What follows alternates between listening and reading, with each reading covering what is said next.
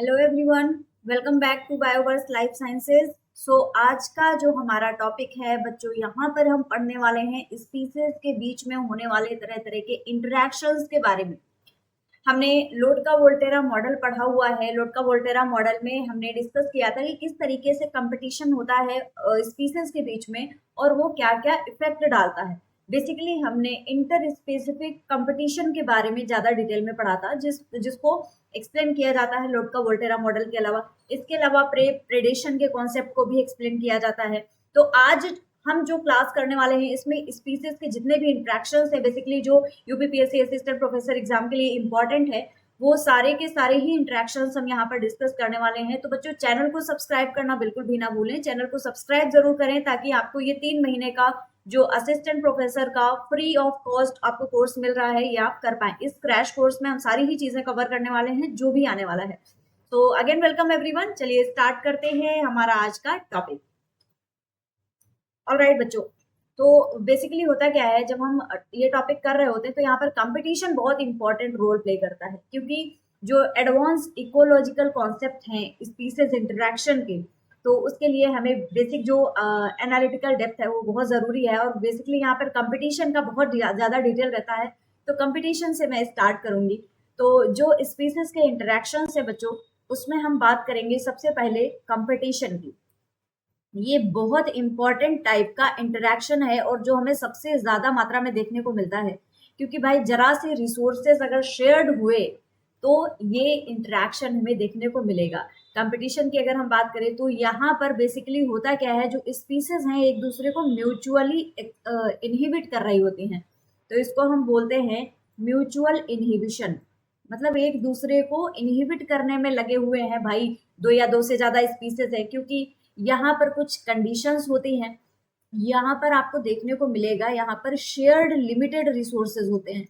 Resources बहुत कम हैं और उनको भी स्पीसीज के बीच में शेयर करना पड़ रहा है, तो भाई स्पीसीज को तो प्रॉब्लम हो ही जाएगी। इसकी वजह से हो जाता है यहाँ पर कंपटीशन। यहाँ पर जो संसाधन होते हैं वो बहुत सीमित होते हैं। सीमित संसाधन में काम चल रहा है तो भाई कंपटीशन की तो बात आ ही जाएगी। ठीक है, अब यहाँ पर एक की है रिजल्टिंग एक रिडक्शन देखने को मिलता है कि पर कैपिटा ग्रोथ रेट में एक हमें अच्छा खासा डिक्रीज देखने को मिलता है, क्योंकि भाई कंपटीशन हो रहा है तो जो भी स्पीसीज एक दूसरे के साथ में लड़ झगड़ रही हैं, कोई ना कोई प्रभाव तो डालेंगी, थोड़ी बहुत मार काट भी तो मचा देंगी। तो यहाँ पर क्या है, रिडक्शन हमें देखने को मिलेगा किस चीज का, reduction in per capita growth rate. और पर कैपिटा ग्रोथ रेट को हम बच्चों किस चीज से डिनोट करते हैं, स्मॉल आर से। तो पर कैपिटा ग्रोथ रेट जो है वो हमें देखने को मिलेगा दोनों ही पॉपुलेशंस के लिए कम होता हुआ दिखेगा। अच्छा, कंपटीशन के बिहाइंड मैकेनिज्म क्या है, अगर हम कोर मैकेनिज्म की बात करें कि इसके हमें क्या क्या चीजें देखने को मिलेंगी, तो यहाँ पर हमने लास्ट टाइम भी डिस्कस किया है बच्चों। लोड का वोल्टेरा वाली अगर आपने क्लास नहीं देखी तो वो जरूर देखिए, बहुत इंपॉर्टेंट क्लास है, बहुत इंपॉर्टेंट कॉन्सेप्ट को वहां पर डिस्कस किया गया है। तो कंपटीशन का रिजल्ट हमें देखने को मिलता है, या तो यहाँ पर हो जाएगा कंपेटेटिव एक्सक्लूजन। कंपेटेटिव एक्सक्लूजन मतलब जो स्पीसीज कमजोर है वो बाहर निकाल दी जाएगी, वहां से रिमूव कर दी जाएगी, या फिर हो जाएगी रिसोर्स पार्टीशनिंग। तो बच्चों, ये जो दोनों ही प्रिंसिपल्स हैं, कॉम्पिटिटिव एक्सक्लूजन या फिर रिसोर्स पार्टीशनिंग, ये दोनों ही हमने डिटेल में प्रीवियस क्लासेस में किए हुए हैं, इसीलिए मैं यहाँ पर डिटेल में नहीं बताऊंगी, क्योंकि हमारा क्रैश कोर्स है। बहुत ज़्यादा हमारे पास में चीज़ों को ऐसा नहीं करना है कि हम बार बार रिपीट करते रहें। तो ऑलरेडी प्रीवियस क्लासेस में है, मैं उसका लिंक भी डाल दूंगी डिस्क्रिप्शन में, आप वहां से देख सकते हो। शॉर्ट में बताती हूँ, कॉम्पिटिटिव एक्सक्लूजन को ही हम बच्चों बोलते हैं गॉस लॉ। गॉस का लॉ बोला जाता है कॉम्पिटिटिव एक्सक्लूजन को। और रिसोर्स पार्टीशनिंग में क्या होता है कि कोई भी एक सिंगल रिसोर्स है उसको दो कोई स्पीसीज एक साथ में शेयर करके काम चला सकती हैं। यहाँ पर हमने एग्जाम्पल पढ़ा था वार्बलर्स का, ये मैंने पढ़ाया हुआ है, इसीलिए मैं यहाँ पर बहुत ज्यादा डिटेल में एक्सप्लेन नहीं कर रही हूँ। जहाँ उन्होंने क्या किया था कि एक लोअर वाले एरिया में रहने लगा था, एक अपर वाले एरिया में रहने लगा था, ताकि उनके बीच रिसोर्सेज का पार्टीशन हो जाए और वो यहाँ पर अपने आप सरवाइव कर सके। इसके अलावा बच्चों, कॉम्पिटिटिव एक्सक्लूजन हमने पढ़ा था, ये गॉस का लॉ होता है कि जो वीक होता है वो यहाँ से निकाल दिया जाता है। तो यहाँ पर जो इंफीरियर होता है उसका हो जाता है migration, migration of inferior competitor. Inferior competitor, या फिर जो वीक कंपटीटर है उसको यहाँ से रिमूव कर दिया जाएगा, वो माइग्रेट कर जाएगा। तो ये कंपटीशन का एक कोर मैकेनिज्म है।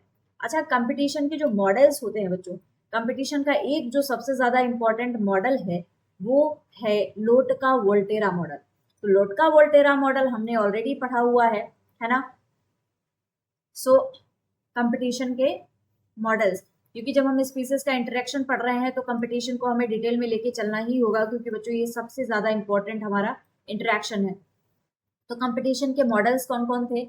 एक हमने पढ़ा एलवी मॉडल, लास्ट क्लास ही है हमारी, तो इसका मैं लिंक डाल दूंगी। एलवी मॉडल का बहुत डिटेल में पढ़ाया हुआ है, बहुत इजीली पढ़ाया हुआ है, आपको उसमें कुछ भी लगेगा ही नहीं, आप फटाफट से उसको समझोगे। वो क्लास आप जरूर देखिएगा।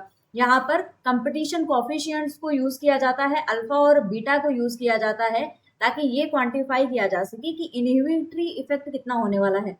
एक स्पीसीज दूसरी को इनहिबिट कर रही है तो वो जो प्रभाव डालने वाली है वो प्रभाव कितना है, इनहिबिटरी इफेक्ट उस स्पीसीज का कितना है, ये हम जानते हैं इस एलवी मॉडल में। दूसरा मॉडल है बच्चों अपेरेंट कंपटीशन। अब यहाँ से हम डिटेल में पढ़ने वाले हैं, क्योंकि अब ये जो सारी चीजें आने वाली हैं वो हमें डिटेल में कवर करनी है, हमने पहले इससे नहीं की है। तो अपेरेंट कंपटीशन क्या है? अपेरेंट मतलब आभासी, अपेरेंट का मतलब होता है आभासी, मतलब लग रहा है कि कंपटीशन हो रहा है बट एक्चुअल में कुछ वैसा नहीं हो रहा होता है, आभासी बोलते हैं, आभासी प्रतिस्पर्धा बोल सकते हो आप इसको। तो यहाँ पर होता क्या है, बेसिकली कोई एक इनडायरेक्ट निगेटिव इंटरेक्शन देखने को मिलेगा, indirect negative interaction, indirect negative interaction. और ये जो निगेटिव इंटरेक्शन है बच्चों, इसको मीडिएट करने के लिए कोई ना कोई यहाँ पर मिलेगा जो मीडिएटर की तरह काम कर रहा होगा। तो ये किसके द्वारा शो किया जाएगा? By shared predator, shared predator या फिर पैथोजन। भाई हो सकता है कोई ऐसा प्रेडेटर है जो किसी सेम रिसोर्सेस पे आ रहे हैं, तो फिर वहां पर हमें अपेरेंट कंपटीशन देखने को मिलता है। जैसे अगर हम बात करें कि कोई भी ये स्पीसीज ए है, ठीक है, स्पीसीज ए ये प्रे है, और यहाँ पर अगर इसका नंबर बढ़ रहा है, स्पीसीज ए का नंबर बढ़ रहा है, तो साथ ही साथ में यहाँ पर जो शेयर्ड प्रेडेटर की पॉपुलेशन है वो बढ़ जाएगी। क्योंकि भाई इस प्रे पे जितने भी फीड कर रहे हैं, जैसे मान लो कि ये प्रे है, इसका नंबर बढ़ गया, बहुत सारे खरगोश का नंबर बढ़ गया, खरगोश को शेर को खाना है। हालांकि ये हाइपोथेटिकल एग्जाम्पल है, शेर का नंबर ऐसे बढ़ता नहीं है, जस्ट मैं एग्जाम्पल के लिए बता रही हूँ। यहाँ पर बहुत सारे, या मान लेते हैं हिरन है, बहुत सारे हिरन का नंबर बढ़ गया, तो अब जितने ज्यादा हिरन अवेलेबल है शेर को बहुत खाने को मिल जाएगा। शेर ने बहुत सारा खा लिया, अब तो उसकी खूब सारी क्षमता आ गई, उसके पास बहुत एनर्जी आ गई, वो अपनी पॉपुलेशन को इजिली बढ़ा सकता है। तो इसकी वजह से क्या होगा, ये प्रे की पॉपुलेशन बढ़ी, इस प्रे की पॉपुलेशन बढ़ने की वजह से क्या हुआ, जो शेयर्ड प्रेडेटर है उस प्रेडेटर का नंबर भी बढ़ जाएगा, प्रेडेटर का नंबर भी बढ़ जाएगा। तो ये जो चीज है, तो यहाँ पर ये चीज समझिए, देखिए पहले ए का नंबर बढ़ा, उसका शेयर्ड प्रेडेटर बढ़ गया, अब इसके साथ ही साथ में अब जो स्पीसीज बी है उस पे प्रेशर आएगा प्रेडेशन का, क्योंकि अब भाई स्पीसीज बी जो है, स्पीसीज बी डिक्लाइन होने लगी है, स्पीसीज बी यहाँ पर डिक्लाइन आ गई है। भाई अब ए का नंबर बहुत ज्यादा बढ़ गया है, इनके प्रेडेटर्स भी बढ़ गए हैं। अब ये प्रेडेटर्स इनको भी अगर खाने लगे तो क्या होगा, तो इनके पास में क्या आती है, एक मजबूरी आ जाती है कि अपनी पॉपुलेशन को बढ़ाएं, अगर इनको सरवाइव करना है तो इनको अपनी पॉपुलेशन को बढ़ाना पड़ता है, इनके ऊपर एक प्रेशर आ जाता है कि अपनी पॉपुलेशन को बढ़ाएं, इंक्रीज करें, तभी ये सरवाइव कर सकते हैं। मतलब अब यहाँ पे लग रहा है स्पीसीज के बीच में कंपटीशन, एक्चुअल कंपटीशन नहीं है, इनका कोई भी रिसोर्सेज शेयर नहीं हो रहे हैं, अलग अलग रिसोर्सेज हैं, लेकिन ए का नंबर बढ़ने की वजह से इसका जो प्रेडेटर है बहुत ज्यादा बढ़ गया। अब प्रेडेटर बहुत ज्यादा बढ़ गया, बी का नंबर डिक्लाइन होने लगा है, तो बी के पास में ये मजबूरी आ गई कि अब वो अपनी पॉपुलेशन को बढ़ाए। यहाँ पे एक लग रहा है कि हाँ कंपटीशन जैसा कुछ हो रहा है, बट एक्चुअल कंपटीशन नहीं है, स्पीसीज लग रही है कंपीट कर रही है, लेकिन उनके पास में कोई रिसोर्स शेयर नहीं हो रहा है। इसको बोला जाता है अपेरेंट कंपटीशन या फिर आभासी प्रतिस्पर्धा।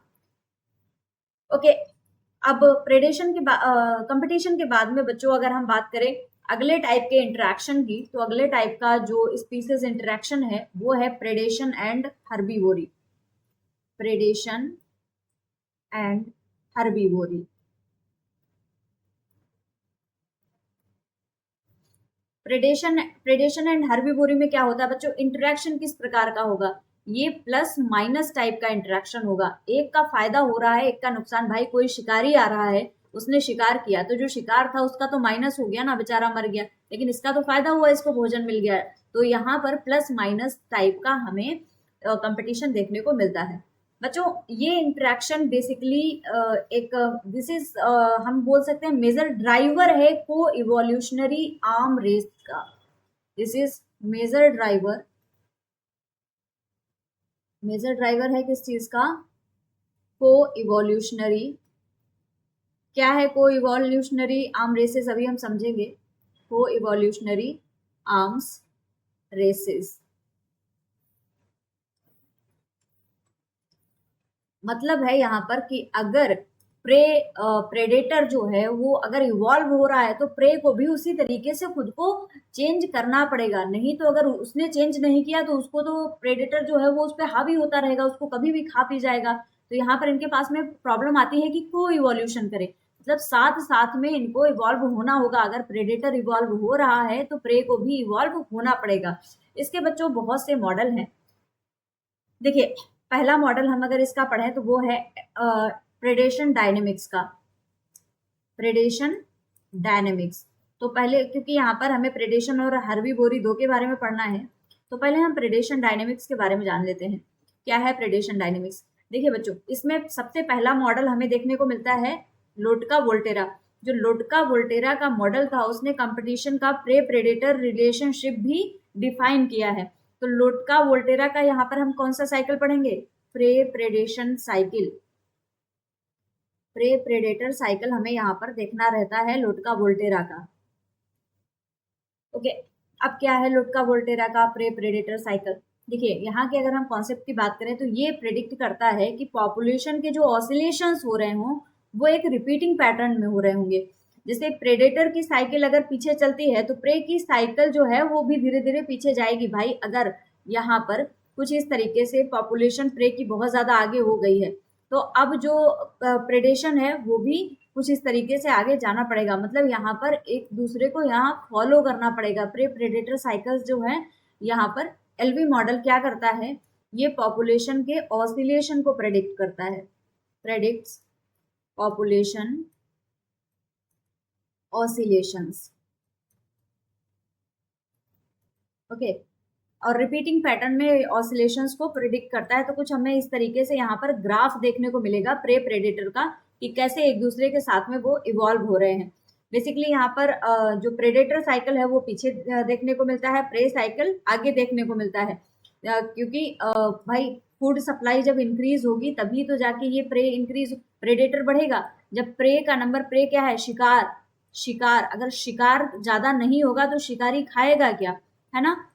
तो इसीलिए यहाँ पर जो शिकार है, जो प्रे है, प्रे का नंबर यहाँ पर बढ़ना पड़ेगा पहले। इसीलिए जो प्रेडेटर की साइकिल है ये हमें पीछे देखने को मिलेगी और प्रे की साइकिल आगे, क्योंकि पहले इसका नंबर बढ़ेगा तब जाके इसका नंबर बढ़ पाएगा। तो इस तरीके से ये जो एलवी मॉडल है ये पॉपुलेशन के ऑसिलेशंस को यहाँ पर प्रेडिक्ट करता है। दूसरा अगर मैं बात करूं बच्चों यहाँ पर प्रेडेशन डायनेमिक्स में क्या देखने को मिलता है, तो आती है यहाँ पर एक फॉरेजिंग थ्योरी। फॉरेजिंग थ्योरी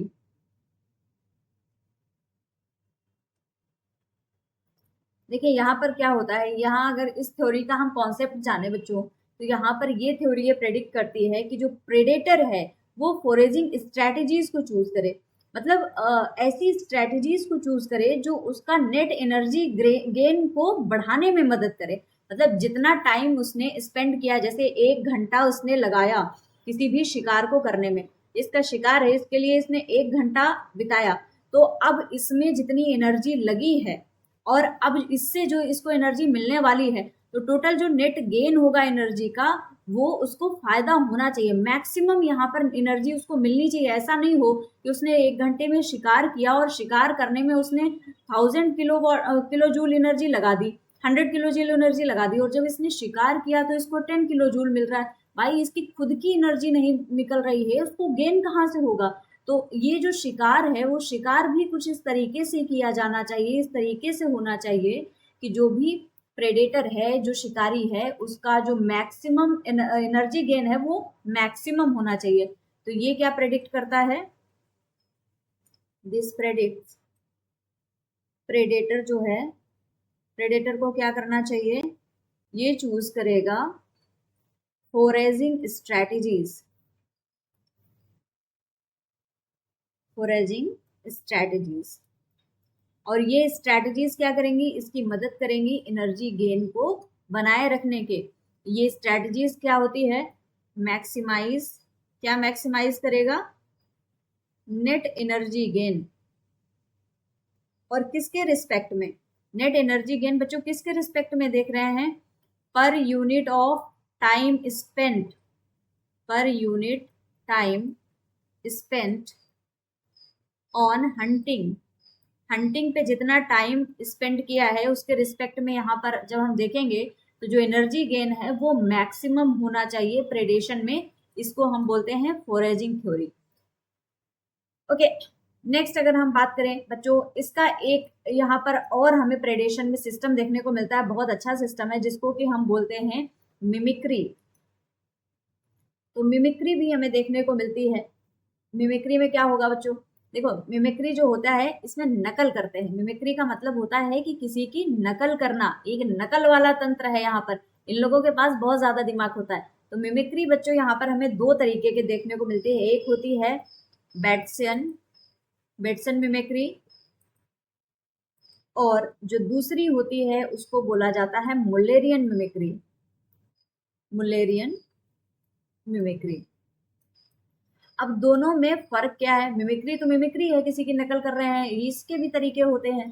तो देखो बच्चों, बेट्सन मिमिक्री क्या है, यहाँ पर क्या होता है, कोई एक ऐसी स्पीसीज जो पैलेटेबल है, मतलब कोई उसका नुकसान नहीं है, हानि रहित है, वो किसी स्पीसीज को ऐसी स्पीसीज को मिमिक करती है जो कि टॉक्सिक हो। जैसे कि ये अगर एक मैंने बनाई, ये तितली है ना, और इसको कोई कीड़ा खा रहा है, तो इस तितली और ये इसको बहुत आसानी से खा रहा है क्योंकि ये है हानि रहित। और हानि रहित को ही हम क्या बोलते हैं, हानि मैं यहाँ दोबारा से बना देती हूँ, बेट्सन मिमिक्री।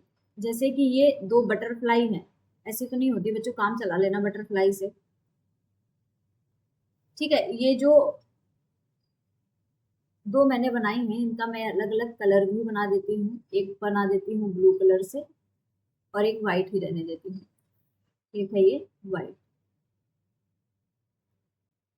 अब यहाँ पर हम दोनों का टाइप बता देते हैं। एक जो है ये है पैलेटेबल, पैलेटेबल मतलब जिसको खाया जा सकता है, जो हानि रहित है, जिसमें कोई नुकसान नहीं है।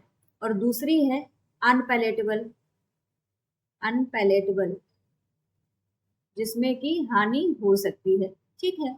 अब बच्चों, कोई भी कीड़ा अगर खाने को आएगा, पता है इन लोग के पास बहुत दिमाग होता है, ये फटाफट से इसको खा जाएगा, सारे के सारे कीड़े इसको खा जाएंगे।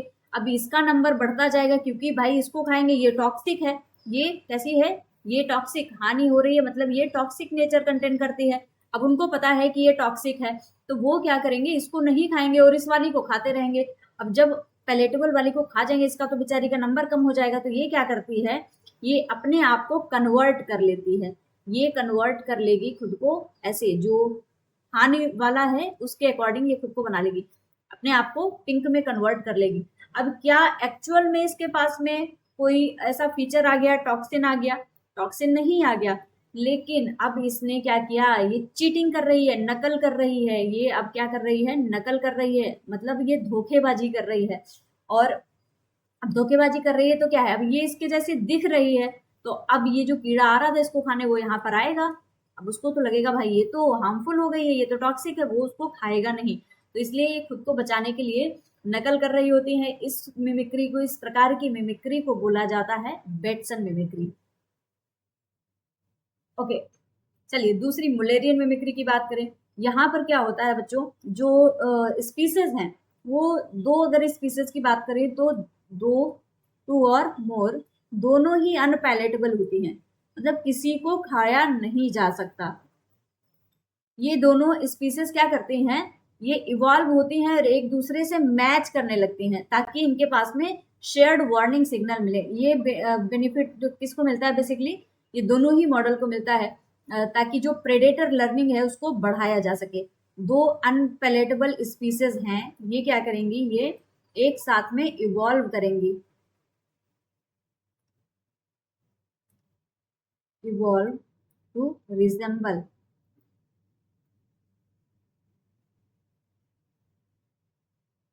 एक दूसरे को मैच करेंगी ताकि यहाँ पर जो प्रेडेटर वार्निंग है उसको बढ़ाया जा सके। क्या करेंगे, इंक्रीज प्रेडेटर वार्निंग,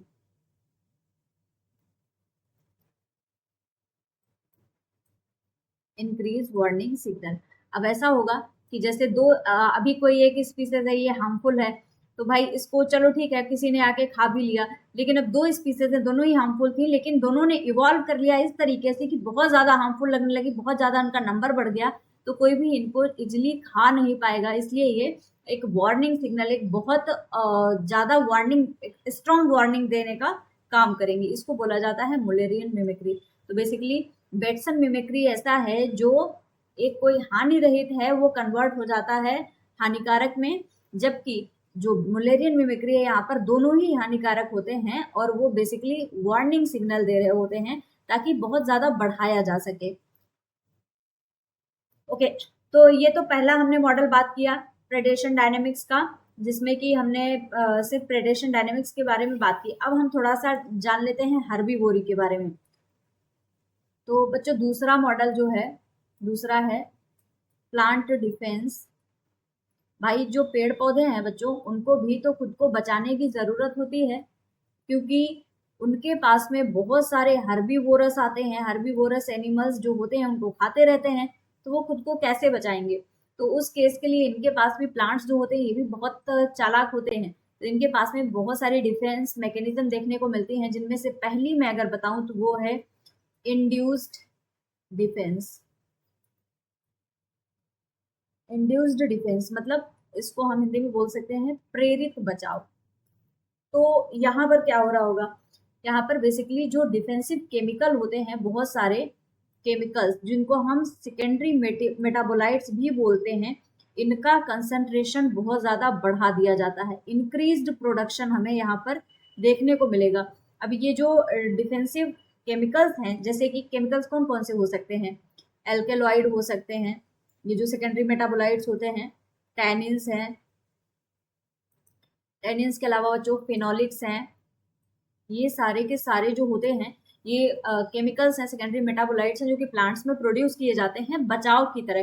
तो इनका जो प्रोडक्शन है वो बहुत ज़्यादा बढ़ जाता है। या फिर प्लांट का जो स्ट्रक्चर है, अगर जैसे कोई लीफ को, पत्ती को कोई खा गया तो वो खुद को इस तरीके से इवॉल्व करेगी कि यहाँ पर कोई आके दोबारा से वैसा खाने का काम ना कर सके। तो फिजिकल स्ट्रक्चर्स भी यहाँ पर चेंज हो सकते हैं, उनका भी प्रोडक्शन हो सकता है, जैसे कि कोई कांटे पैदा कर देगा। तो यहाँ पे ये जो प्रक्रिया होती है, यहाँ पर फिजिकल स्ट्रक्चर्स का प्रोडक्शन हो सकता है, प्रोडक्शन ऑफ स्ट्रक्चर्स। कैसे कैसे स्ट्रक्चर्स हो सकते हैं, जैसे कि थॉर्न्स है, कांटे हैं, इनका प्रोडक्शन हो जाएगा। तो इनकी वजह से क्या होगा, जो प्लांट है वो खुद को बचाने में अपनी मदद कर सकता है। और ये जो प्रोसेस हो रही होती है, इस प्रोसेस को बच्चों बोलते हैं प्लास्टिसिटी, या फिर इसको प्लास्टिक रिस्पॉन्स भी बोला जाता है। और यहाँ पर जो प्लांट होता है वो ये कोशिश करता है कि जो उसके रिसोर्सेज हैं, जब उनकी ज़रूरत नहीं है तो उसको मिनिमम खर्च किया जाए। जैसे अगर एग्जांपल की बात करें तो जो प्लांट्स जैस्मोनिक एसिड का प्रोडक्शन करते हैं, तो हर्बीवोरी, जैसे ही हर्बीवोरस आके एनिमल्स उसको खाना शुरू करेंगे, वो जैस्मोनिक एसिड का प्रोडक्शन स्टार्ट करेगा। जैस्मोनिक एसिड एक सिग्नलिंग हार्मोन है जो कि जो भी जीन्स होते हैं उनको टॉक्सिन की सिंथेसिस के लिए स्टिमुलेट कर देता है। तो बेसिकली इस कुछ तरीके, इस प्रकार की हमें प्रतिक्रियाएं देखने को मिलती हैं, इसको हम बोलते हैं इंड्यूस्ड डिफेंस। इसके अलावा बच्चों दूसरे प्रकार की अगर हम बात करें तो प्लांट्स में बहुत सारी टॉलरेंस की स्ट्रेटजीज आ जाती हैं बचाने के लिए। टॉलरेंस क्या है, टॉलरेंस मतलब किसी चीज को बर्दाश्त करने की क्षमता आ जाना। जैसे किसी भी प्लांट की वो एबिलिटी होती है जहाँ हर्बीवोर्स का डैमेज है बहुत ज़्यादा होता है, तो उस चीज़ को वो कैसे अपने आप को बचा सके या फिर उस चीज़ को कंपनसेट कैसे करेंगे, जो भी क्षति हुई है, नुकसान हुआ है, उस चीज़ को वो कैसे बचाएंगे, उसकी कुछ स्ट्रैटेजीज होते हैं। बहुत सारे इनके पास में डिफेंस के मैकेनिज्म आ जाते हैं। प्लांट्स जो होते हैं वो खुद में डिफेंस मैकेनिज्म बना लेते हैं। यहाँ पर डिफेंस मैकेनिज्म देखने को मिलती हैं टू विद स्टैंड, ताकि ये क्या बर्दाश्त कर सकें, to withstand and recover herbivore damage. Herbivore से जो डैमेज हो रहा है उससे ये कैसे बचे, उसके लिए इनके पास में कुछ कुछ डिफेंस मैकेनिज्म आ जाती हैं। जैसे रिसोर्सेज का रीएलोकेशन हो जाता है, या फिर इनके पास में बहुत ज़्यादा अच्छी रीजनरेशन की कैपेसिटी आ जाती है ताकि वो ग्रोथ को तुरंत ही कंपनसेट कर लें। इसके अलावा बच्चों एक और मैकेनिज्म देखने को मिलती है, अगर मैं तीसरी बात करूं तो उसका नाम है डिटॉक्सिफिकेशन। डिटॉक्सिफिकेशन। अब ये डिटॉक्सिफिकेशन क्या है? So let's see. डिटॉक्सिफिकेशन की अगर बच्चों बात करो तो ये स्पेशलाइज्ड हर्बीवोर में देखने को मिलता है, जैसे कि मोनार्क बटरफ्लाई है। अब मोनार्क बटरफ्लाई का लार्वा है, वो टॉक्सिक मिल्क वीड पे फीड करता है। अब इसके पास में बहुत स्पेसिफिक लीवर एंजाइम्स होते हैं, जैसे कि साइटोक्रोम P450 एंजाइम है, जो कि इसका जो टॉक्सिन होता है उसको फटाफट से हलक कर देता है। मतलब जैसे मोनार्क बटरफ्लाई है, मोनार्क बटरफ्लाई, और इसका लार्वा, इसका जो लार्वा है किस पे फीड करता है? ये toxic milk weed, toxic milk weed पे फीड करता है। अब इसने टॉक्सिन खा लिया तब तो इसको नुकसान होना चाहिए, तो इसमें नुकसान नहीं है। ये क्या करता है, इसके लीवर में जो लार्वा है, इसके लीवर में स्पेसिफिक एंजाइम होते हैं जो कि इस टॉक्सिन को डिटॉक्सिफाई कर देते हैं। तो ऐसा नहीं है कि प्लांट्स ही खुद को मॉडिफाई कर रहे हैं, जो एनिमल्स है वो भी खुद को मॉडिफाई कर रहे होते हैं। तो यहाँ पर जो एनिमल है वो खुद को मॉडिफाई कर रहा है ताकि डिटॉक्सिफिकेशन आ जाए। डिटॉक्सिफिकेशन किसका हो जाता है? ये जो टॉक्सिन इसने खाया है, इस टॉक्सिन का मॉडिफिकेशन आ जाता है। तो प्लांट ने तो टॉक्सिन प्रोड्यूस किया, लेकिन इसने क्या किया, खुद को भी मॉडिफाई कर लिया कि भाई अब हम टॉक्सिन को हटा देंगे। इसलिए मैंने आपको बताया था को इवोल्यूशनरी आर्म रेसेस, मतलब प्रे अगर प्रेडेटर अगर खुद को मॉडिफाई कर रहा है तो प्रे भी खुद को मॉडिफाई करता है ताकि वो उन सब चीजों से निपट सके। ऑलराइट, तो ये हमारा प्रेडेटर प्रे वाला खत्म हुआ। चलो बच्चों, अब पढ़ते हैं अगले इंटरेक्शन के बारे में, जिसमें कि हम पढ़ेंगे बहुत अच्छा सा सुंदर सा हमारा एक इंटरेक्शन है जिसको हम बोलते हैं सिम्बायोसिस। सिम्बायोसिस, इसमें सहजीवी सहजीवी लोग होते हैं, मतलब एक दूसरे के साथ रहते हैं। तो सिम्बायोसिस क्या है? एक आप बोल सकते हो कि लॉन्ग टर्म रिलेशनशिप है, और यहाँ पर हमें प्लस प्लस का बेसिकली ज्यादातर में प्लस प्लस का या फिर प्लस और जीरो का हमें देखने को मिलता है, और ज्यादातर में हमें प्लस प्लस का ही देखने को मिलता है। प्लस प्लस का मतलब है जो स्पीसीज होंगी उन सभी का फायदा होगा यहाँ पे। जैसे सबसे मेन एग्जांपल जो सिम्बायोसिस का है वो है म्यूचुअलिज्म। म्यूचुअलिज्म में बच्चों हमें प्लस प्लस का रिलेशनशिप देखने को मिलेगा। दो स्पीसीज रहेंगी, दोनों का ही फायदा होगा, किसी का भी कोई नुकसान नहीं होगा। बेसिकली अब ये जो म्यूचुअलिज्म है, जैसे दो स्पीसीज हैं, स्पीसीज ए है और बी है, कुछ बेनिफिट ये इसको दे रही है, कुछ बेनिफिट ये इसको दे रही है, लेकिन यहाँ पर भी दो कंडीशन हो सकती हैं। ऐसा हो सकता है कि कोई ऐसी सिचुएशन हो कि ए और बी एक दूसरे के बिना ना रह पाए, कि अगर बी को अलग कर दिया गया तो ए जो है वो सरवाइव ही नहीं कर सकती, या ए को अलग कर दिया गया तो बी सरवाइव नहीं कर सकती। या फिर ऐसा भी हो सकता है कि अगर ए को हटा दिया तो बी अपने तरीके से रह लेगी, या फिर बी को हटा दिया तो ए अपने तरीके से रह लेगा। दो प्रकार की यहाँ पर म्यूचुअलिज्म हमें देखने को मिल सकती है, और उन दोनों प्रकार को हम बोलते हैं बच्चों ऑब्लिगेट और फैकल्टेटिव। ऑब्लिगेट और दूसरा कौन सा है? फैकल्टेटिव। दो प्रकार की म्यूचुअलिज्म देखने को मिलेगी। अच्छा चलो समझते हैं बच्चों क्या है ऑब्लिगेट एंड फैकल्टेटिव। अभी जो मैंने दो टर्म्स आपको बताए, या तो रह सकते हैं दोनों एक दूसरे के साथ में या फिर नहीं रह सकते। तो जो ऑब्लिगेट है, ऑब्लिगेट का अगर मैं हिंदी में मतलब बताऊं बच्चों, इसका मतलब होता है अनिवार्य, मतलब बहुत जरूरी है। तो यहाँ पर जो स्पीसीज है उनके सर्वाइवल के लिए साथ में रहना बहुत जरूरी होता है, मतलब नेसेसरी फॉर सर्वाइवल।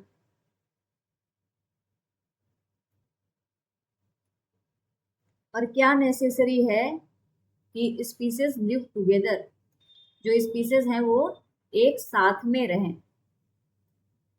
और दूसरा जो फैकल्टेटिव है, फैकल्टेटिव का मतलब होता है वैकल्पिक, वैकल्पिक, वैकल्पिक व्यवस्था है भाई इनके पास में, मिलता है तो ठीक है, नहीं मिलता है तो ठीक है।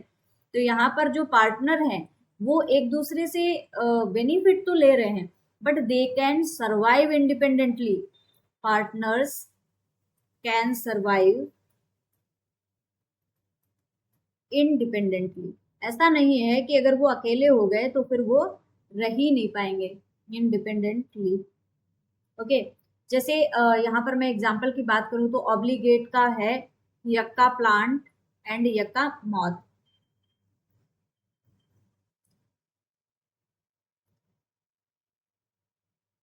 Yucca plant and yucca moth, ये दोनों एक दूसरे के बिना रह ही नहीं सकते हैं, सरवाइव नहीं कर सकते। यक्का मॉथ तभी सरवाइव कर सकता है जब यक्का प्लांट हो। और अगर फैकल्टेटिव के एग्जाम्पल की बात करें तो बच्चों बहुत सी क्लीनर फिशेस होती हैं यहाँ पर, क्लीनर फिशेस। तो क्लीनर फिश जो होती हैं वो क्या करती हैं, जैसे ये बड़ी सी मछली है, बहुत बड़ी सी ये मछली है और इसके ऊपर छोटे छोटे से बहुत सारे फिशेस या फिर पैरासाइट्स लगे हुए हैं। अब यहाँ पे कुछ फिशेस आई, कुछ फिशेस आई और उन्हें खाना चाहिए, उन्होंने क्या किया, इसको खा लिया। ये जो पैरासाइट लगे हुए थे उन्होंने इसको खा लिया। अब ये जो बड़ी सी मछली थी भाई, इसके सर से तो बोझ हट गया, इसका तो यहाँ पर क्लीनिंग हो गई, क्योंकि इसके पैरासाइट्स को ये वाली मछली खा गई, उसको खाना भी मिल गया और यहाँ ये जो बड़ी वाली मछली थी इसका बेनिफिट भी हो गया। तो ऐसा तो नहीं है कि अगर ये इसको खाएंगे नहीं तो बड़ी मछली सर्वाइव ही नहीं कर पाएगी, बड़ी वाली मछली सर्वाइव तो फिर भी करेगी, लेकिन भाई अगर ये आ गई है तो उसको थोड़ा सा फायदा मिल गया है। तो यहाँ पर ये विकल्प है, आ जाते हो तो ठीक है, नहीं आते हो तो ठीक है। तो जैसे क्लीनर फिश है, ये इसका बहुत इंपॉर्टेंट एग्जाम्पल है फैकल्टेटिव का। सो क्लीनर फिश रिमूव पैरासाइट, कहाँ से रिमूव करती हैं, फ्रॉम लार्ज फिश। जो बड़ी फिशेज होती हैं उनके ऊपर पैरासाइट जो हैं उनको ये रिमूव कर देती हैं, क्योंकि इनको खाना मिल जाता है, इनका भी फायदा हो गया, उसका भी फायदा हो गया। लेकिन ऐसा जरूरी नहीं है कि अगर ये आएंगे नहीं तो बड़ी वाली फिश जो है वो सर्वाइव नहीं कर पाएगी। ओके, तो पहला हुआ म्यूचुअलिज्म। अच्छा, म्यूचुअलिज्म में बच्चों दो तरीके की चीजें भी देखने को मिलती हैं, एक होती है ट्रॉपिक म्यूचुअलिज्म, एक इसमें चीटिंग भी हो सकती है। भाई एक को फायदा हो गया लेकिन दूसरे को जो फायदा हुआ था अब उसने चीटिंग कर ली, भाई हम अगले को फायदा नहीं देंगे। तो चलो समझते हैं वो चीजें क्या हैं। तो इसका दूसरा है बच्चों ट्रॉपिक, ट्रॉपिक म्यूचुअलिज्म।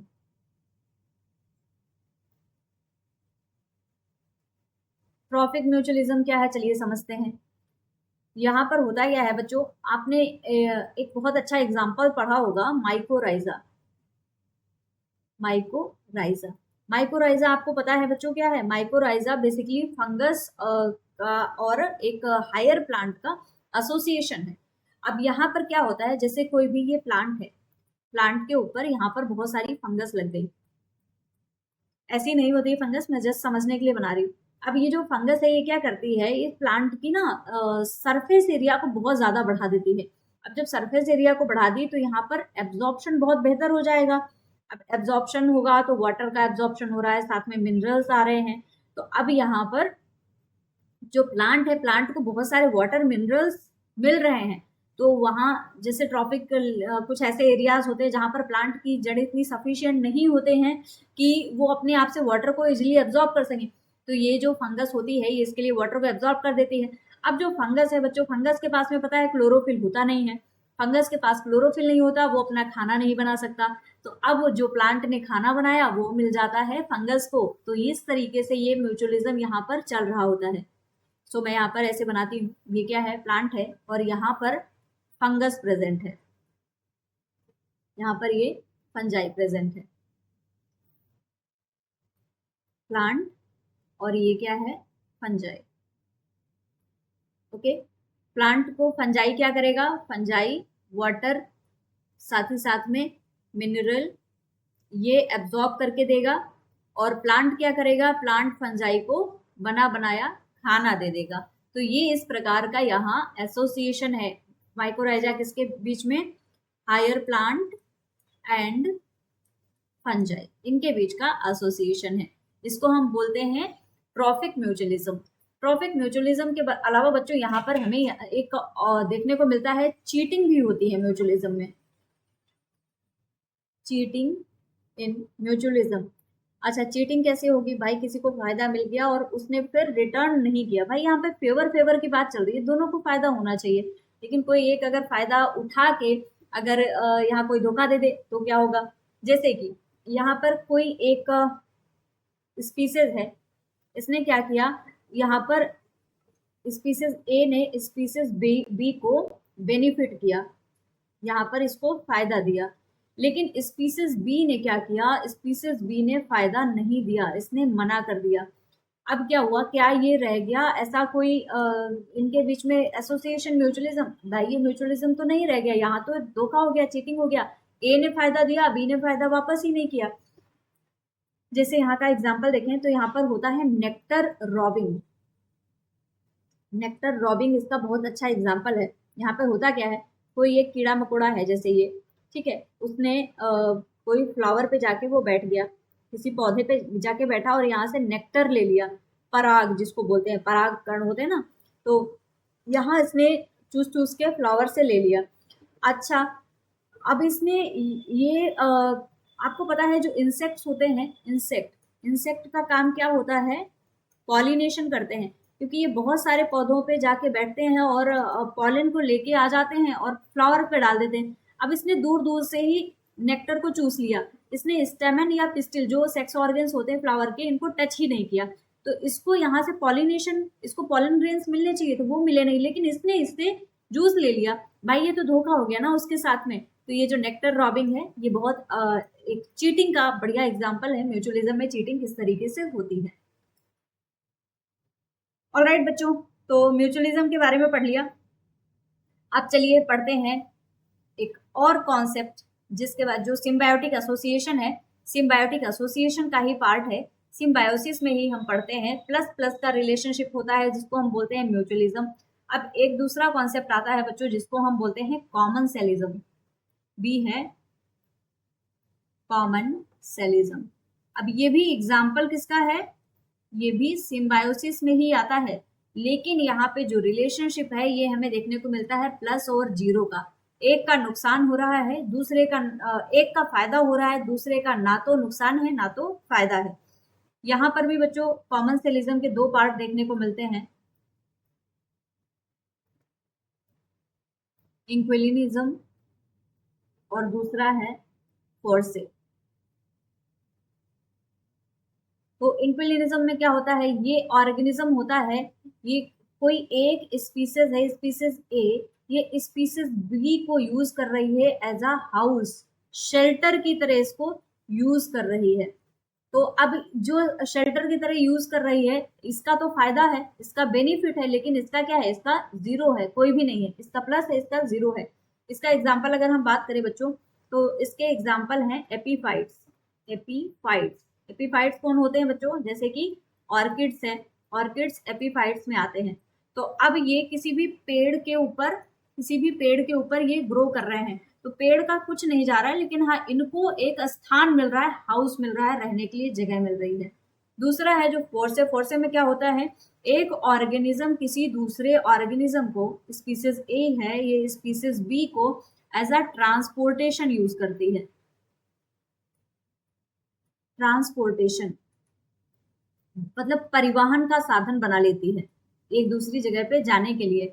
जैसे कि इसके अगर हम एग्जाम्पल की बात करें, इसका एग्जाम्पल क्या है, तो जो माइट्स होते हैं, माइट्स, अब ये छोटे छोटे से जो कीड़े होते हैं, ये कोई फ्लाइंग इंसेक्ट है, राइड ऑन फ्लाइंग इंसेक्ट, कोई बड़ा सा कीड़ा उड़ रहा है, उसके ऊपर बैठ के ये एक दूसरी जगह पे चले जाते हैं। तो इसका क्या है, कुछ ना फायदा है ना नुकसान है, लेकिन हाँ इसका फायदा हो गया। तो ये जो प्लस और जीरो का एसोसिएशन है, इसी को बोला जाता है कॉमन सेलिज्म। ऑलराइट, सिम्बायोसिस का ही बच्चों अगला पार्ट जिसको कि हम बोलते हैं पैरासिटिज्म, ये भी सिम्बायोसिस का ही पार्ट है जिसमें हमें देखने को मिलता है पैरासिटिज्म। लेकिन पैरासिटिज्म एक ऐसा रिलेशनशिप है बच्चों जिसमें एक को फायदा होगा और दूसरे को नुकसान हो जाएगा। तो ये रिलेशनशिप कैसा होता है बच्चों, यहाँ पर दो तीन चीजें हमें देखने को मिलती है। पहला तो अगर मैं बात करूं, यहाँ पे आपको देखने को मिलेगा पैरासिटोइड्स। पैरासिटोइड्स, इसमें क्या होता है, जो भी ऑर्गेनिज्म होता है मोस्टली यहाँ पर हाइमेनोप्टेरा वेस्प होते हैं और डिप्टेरा फ्लाइज होती हैं, उसके केस में इसको पढ़ा जाता है पैरासिटोइड्स को। तो ये किसी एक के होस्ट, जो इसका होस्ट होता है, होस्ट के यहाँ पर ये इसको एग ले करती है अपना, और जो डेवलपिंग लार्वा होता है वो जो डेवलपिंग लार्वा होता है उसको कंज्यूम करते हैं और अल्टीमेटली ये होस्ट को ही किल कर देते हैं। अब इससे क्या होता है, ट्रू पैरासाइट और प्रेडेटर के बीच का जो गैप है वो एकदम से क्लोज हो जाता है, क्योंकि यहाँ पर चीजें जो है वो बायोलॉजिकल कंट्रोल में है। मतलब यहाँ पर जो चीजें होनी चाहिए एक्चुअली वो हेल्प भी कर रहा है, इस आपने इससे फायदा भी लिया लेकिन उसी को मार भी दिया। भाई यहाँ पे एक ने अपने एग्स को यहाँ पर रिलीज किया। फिर से मैं यहाँ पर ड्रॉ करके समझाती हूँ। ये है species A, species A, species A ने क्या किया, स्पीसीज बी को यूज किया एज अ होस्ट। ये species B as a host है। इसने क्या किया, यहाँ पर इसके घोंसले में एग ले कर दिए, यहाँ पर अपने अंडे इसको दे दिए। अब ये जो अंडे थे यहाँ पर अंडे भी दिए, इसका जो लार्वा था वो भी खा गया और फिर अल्टीमेटली होस्ट को ही इसने किल कर दिया, अल्टीमेटली होस्ट को किल कर दिया। तो अब यहाँ पर टोटल फायदा तो इसका ही हो गया भाई, जो स्पीसीज ए थी, स्पीसीज ए पूरे के पूरे फायदे में रही, लेकिन स्पीसीज बी को तो मार ही दिया गया। प्लस और माइनस का यहाँ पर रिलेशनशिप देखने को मिला, इसको बोला जाता है पैरासिटोइड्स। इसके अलावा बच्चों कुछ कुछ केसेस में क्या होता है, कुछ कुछ केसेस में हमें होस्ट का मैनिपुलेशन भी देखने को मिलता है। होस्ट मैनिपुलेशन मतलब किसी ना किसी तरीके से जो होस्ट था उसको मैनिपुलेट कर दिया, चेंज कर दिया, उसमें परिवर्तन कर दिया, कोई हेर फेर कर दिया गया, तो उसको बोला जाता है होस्ट मैनिपुलेशन। इसमें जो पैरासाइट होता है, ये पैरासाइट क्या करेगा, ये इवॉल्व करेगा, कुछ इस तरीके से इवॉल्व करेगा खुद को कि ये होस्ट के फिनोटाइप का अल्टरेशन कर देगा। होस्ट फिनोटाइप या फिर होस्ट का जो बिहेवियर है इसको अल्टर कर देगा, चेंज कर देगा या फिर मैनिपुलेट कर देगा। सो ये दो प्रकार के हमें यहाँ पर केसेस देखने को मिलते हैं। बच्चों अगर एग्जाम्पल की बात करें पैरासिटोइड्स में हमें कौन से एग्जाम्पल देखने को मिलते हैं, तो यहाँ पर Hymenoptera wasp and Diptera flies, इनके बीच का रिलेशन हमें जो देखने को मिलता है वो पैरासिटोइड्स वाला होता है। और होस्ट मैनिपुलेशन की अगर हम बात करें तो यहाँ पर ट्रिमेटोड फ्लैटवर्म है एक, जो कि एंड्स का बिहेवियर अल्टर कर देता है। सो ट्रिमेटोड फ्लैटवर्म ये क्या करता है, एंट का बिहेवियर जो है वो अल्टर कर देता है, और उनकी जो एबिलिटी होती है, मतलब बहुत ज़्यादा ऊंचे तक वो चढ़ने की जो एबिलिटी होती है उसको ये बहुत ज़्यादा तरीके से इवॉल्व कर देता है, मैनिपुलेट कर देता है। ऑलराइट, पैरासिटिज्म हो गया। पैरासिटिज्म के बाद में बच्चों एक दूसरा हमें फोर्थ टाइप का एक एसोसिएशन देखने को मिलता है जिसको कि हम बोलते हैं, फोर्थ टाइप का एसोसिएशन जिसको हम बोलते हैं एमेंसेलिज्म। एमेंसेलिज्म, एमेंसेलिज्म क्या होता है, यहाँ पर किसी एक का नुकसान हो रहा होता है, दूसरे का ना तो फायदा ना तो नुकसान। तो एमेंसेलिज्म क्या है, देखो यहाँ पर एक स्पीसीज एक जो है स्पीसीज ए मान लेते हैं, इस पे निगेटिव इफेक्ट देखने को मिलेगा, निगेटिव इफेक्ट। और जो दूसरी स्पीसीज होगी, स्पीसीज बी या दूसरी स्पीसीज मान लेते हैं, ये अनअफेक्टेड रहेगी, कोई भी प्रभाव इस पे देखने को नहीं मिलेगा। तो इसका निगेटिव इफेक्ट है, यहाँ पर कोई भी प्रभाव नहीं है तो मतलब जीरो। तो ये बेसिकली यूनि डायरेक्शनल होता है, एक तरफा होता है, एक तरफा प्यार जैसे होता है वैसा ही यहाँ पे होता है कि एक के ही इफर्ट्स हैं, उसको नुकसान भी हो रहा है, बेचारा एफर्ट भी कर रहा है, नुकसान भी हो रहा है, दूसरे को कोई प्रभाव नहीं पड़ रहा है, फर्क नहीं पड़ रहा है। तो अब आप समझ लीजिए एक तरफा प्यार को हम क्या बोल सकते हैं, एमेंसेलिज्म बोल सकते हैं। काम की बात आई ना। ओके, तो यहाँ पर ये एमेंसेलिज्म है। यहाँ पे बच्चों एंटीबायोटिक्स होती हैं, वो भी हमें एमेंसेलिज्म में देखने को मिलती हैं। तो इसके अलावा बच्चों एक और रिलेशनशिप होता है, अगर मैं बताऊं तो न्यूट्रलिज्म। न्यूट्रलिज्म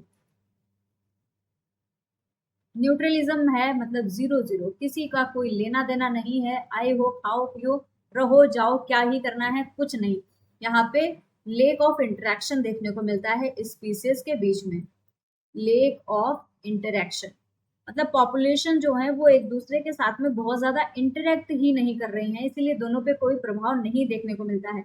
जैसे कि अगर इसके एग्जाम्पल की बात करें तो कोई स्पाइडर है, स्पाइडर एंड कोई घास खाती हुई अगर ग्रेजिंग काउ है, ग्रेजिंग काउ किसी सेम फील्ड में, तो भाई किसी को कोई किसी से लेना देना नहीं है। वो दोनों ही, स्पाइडर दूसरे रिसोर्सेज को यूटिलाइज कर रहा है, काउ दूसरे रिसोर्सेज को यूटिलाइज कर रही है, एक दूसरे से कोई मतलब ही नहीं है, कोई इंटरेक्शन नहीं है, तो इसको बोला जाता है न्यूट्रलिज्म।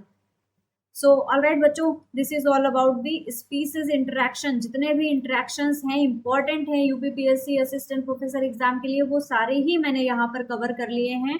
अगर इसके अलावा भी आपको कोई डिटेल चाहिए है तो आप कमेंट सेक्शन में कमेंट करके मुझे बता सकते हो। I would be happy to help you all. और बच्चों चैनल को सब्सक्राइब करना बिल्कुल भी ना भूलें, चैनल को सब्सक्राइब करके ही जाएं, because your support matters. So thank you everyone, मिलते हैं आपसे नेक्स्ट क्लास में। Thank you.